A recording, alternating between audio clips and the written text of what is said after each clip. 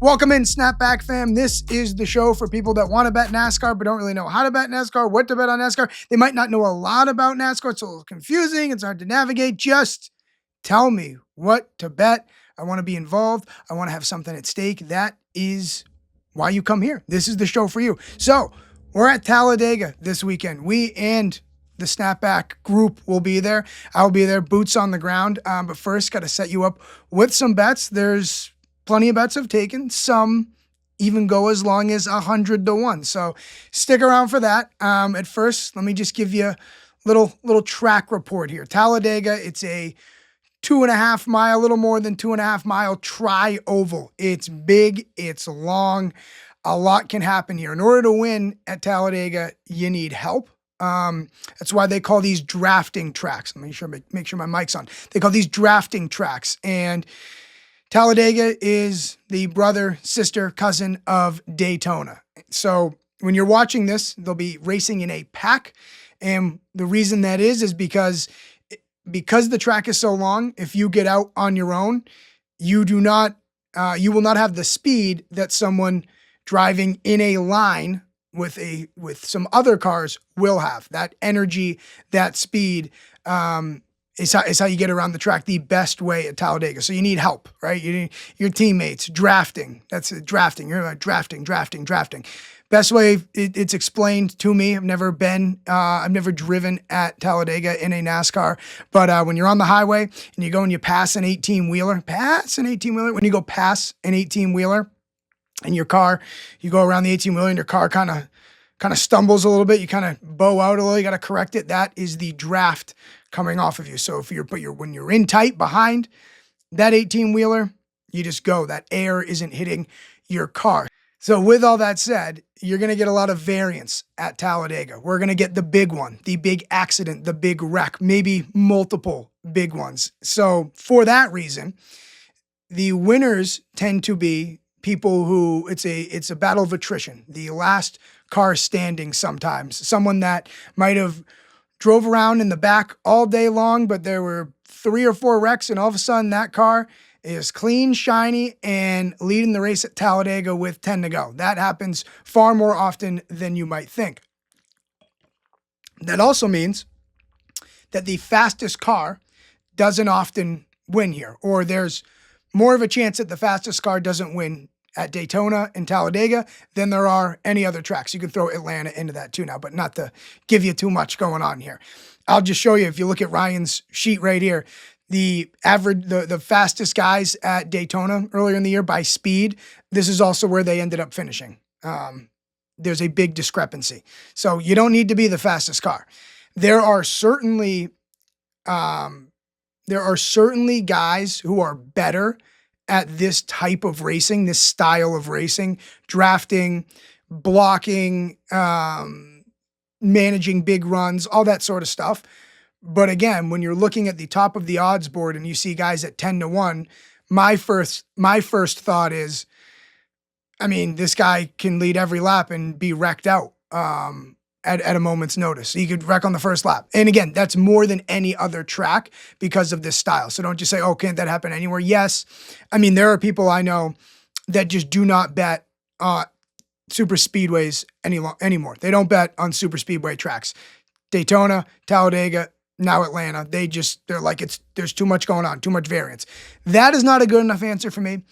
I have to have something on the line. I go at it with a bunch of little lottery tickets, let's say. So I spend far less time on Ryan's information, all the information of average speed, green flag speed, passing ability, all of that. Spend less time on those for the Daytonas and the Talladegas than I do on any other race because, for all the reasons I just said, it doesn't necessarily matter as much. And when you're all in that pack racing together, who's to say who's faster than the other, right? We're talking hairs of speed here. Was that driver driving slower on purpose because he wanted to be in the back and away from all the chaos? Like, there has always been a idea here that, so even if you're watching, right, you have a bet on this race, it might not be a good thing for your guy to be leading the race. It might not be a bad thing for your guy to be in the back. These drivers have tried to figure out what's the best way to go about this. Is it being aggressive? Is it laying back and waiting for the big wreck? Or are you aggressive and cause one of the big wrecks, involved right away in one of the big wrecks? This is something that drivers have kind of internally battled throughout their careers on these types of tracks. So put it off long enough. Let's get to some of the bets here. Number one, Bubba Wallace, 22-1. Our guy Bubba. We love Bubba. He's won here before.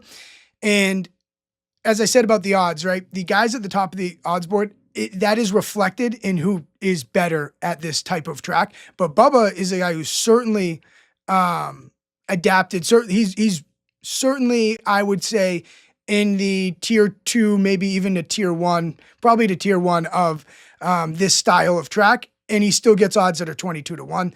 That is the gist of where we're looking for our value here. You could maybe say the same about his teammate, Tyler Reddick, who has also won here before. I like him at 25-1.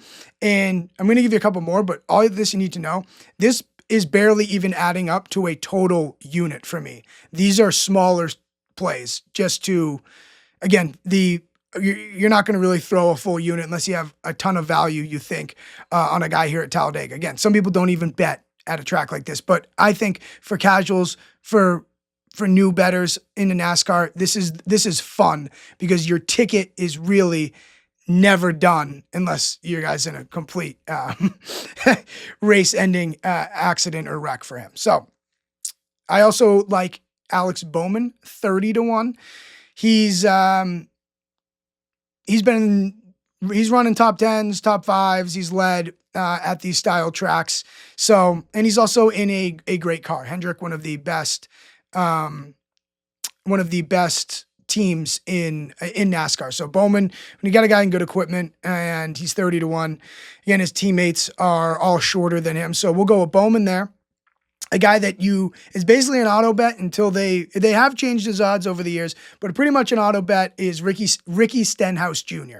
He's 35-1. He has 4 career wins in NASCAR, and they are all at Talladega or Daytona. He won here in the fall most recently at Talladega. I believe he just won here in the fall. Yes, he did. So yeah, Ricky, auto bet. I don't like these. The 3 I just said, a whole lot shorter, honestly. So make sure you're getting the best line you can out there. And then let's do some long shots. Let's do some fun little long shots here. Justin Haley, 80-1. He won at Daytona back in 2019. Little bit fluky if we're calling balls and strikes here, but again, 80-1. And then Ty Dillon, 100-1.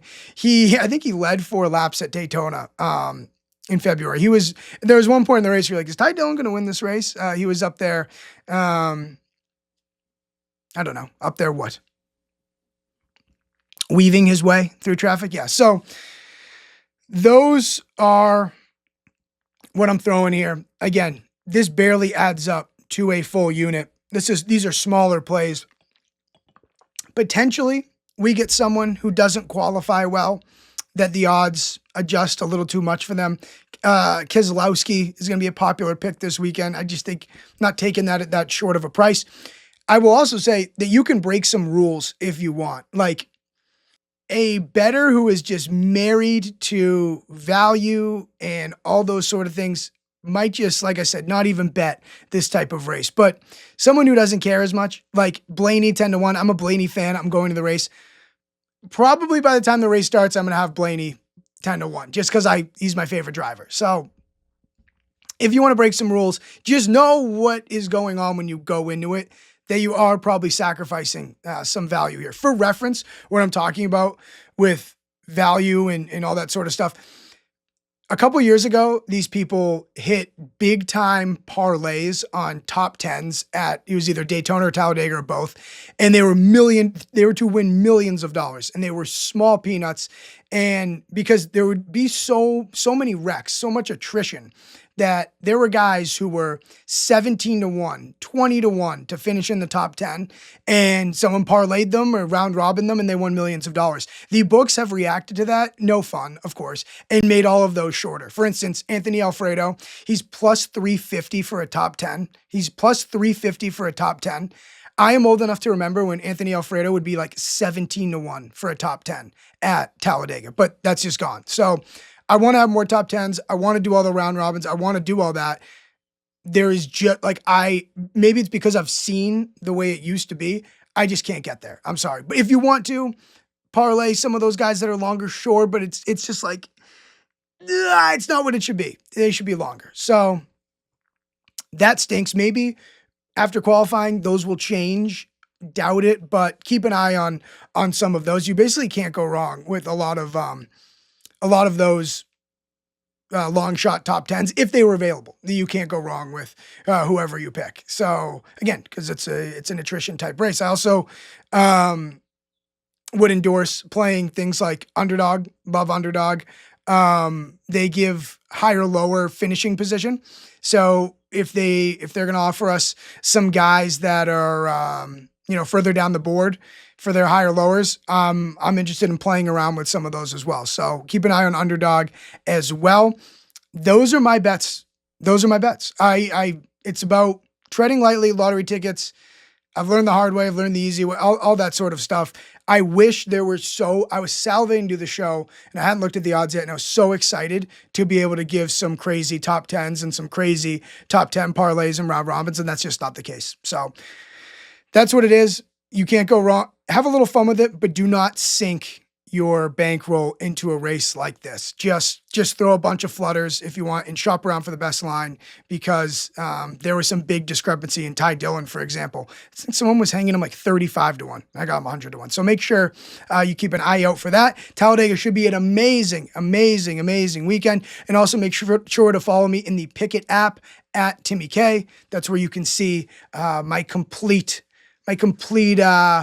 card by the time the green flag drops in Talladega. If you're there, hit me up. I will see you there, and enjoy your racing on Sunday. Couple them with all the great playoff action, all that sort of stuff. Just throw the race on, listen to it on the radio. It's a great way to have a sweat for a few hours. So enjoy.